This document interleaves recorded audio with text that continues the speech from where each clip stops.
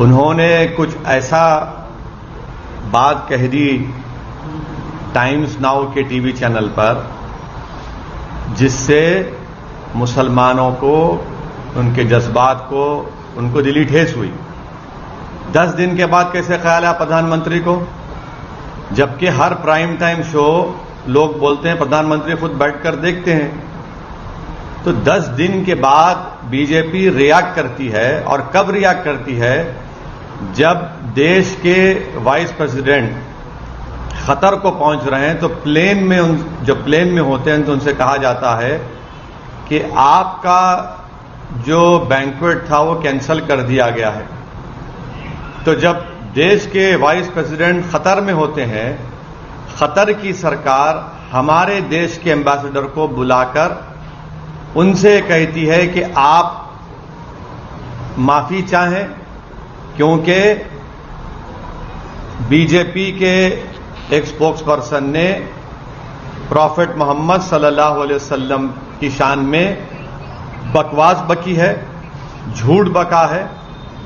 तो उसके बाद आप देखते हैं कि फौरन बीजेपी हरकत में आती है और बीजेपी अपने नेशनल स्पोक्स पर्सन के खिलाफ उसको सस्पेंड करती है।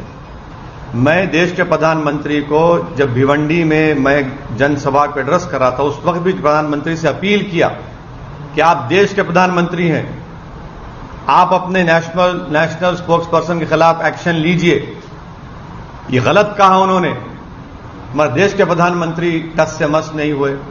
और 10 दिन के बाद, क्योंकि गल्फ कंट्रीज में यह मसला बहुत बड़ा हो चुका था, इसलिए हालत मजबूरी में देश के प्रधानमंत्री ने अपने नेशनल स्पोक्स पर्सन के खिलाफ एक्शन लिया। यह सरासर गलत है। गलत इसलिए है क्योंकि एक्शन तो आपको 10 दिन पहले लेना था। जब मैं बहैसियत एक भारत के इंडियन सिटीजन के, मेरा मजहब मुसलमान, मैं मुसलमान हूं, हम आपसे अपील कर रहे हैं, डिमांड कर रहे हैं कि आप एक्शन लीजिए। अब एक्शन नहीं लेते आप, क्यों एक्शन नहीं लिया आप बताइए देश के प्रधानमंत्री?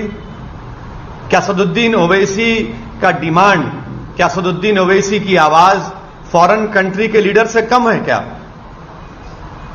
आप मेरे प्रधानमंत्री हैं, आपको मेरी बात सुननी चाहिए। आप फॉरेन कंट्रीज के लीडर्स को खुश करना चाहते हैं, आप उनकी तकलीफ को समझते, हमारी तकलीफ को नहीं समझते आप।